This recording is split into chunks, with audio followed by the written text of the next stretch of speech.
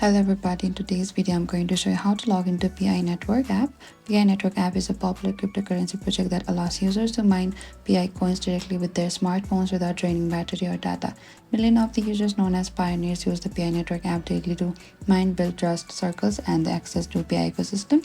If you're returning to the app or logging on a new device, this video will show you how to log into the PI Network app safely and correctly within just 2 minutes. And over here, what you need to do is unlock your phone and open to the PI Network app and make sure you're connected to the internet.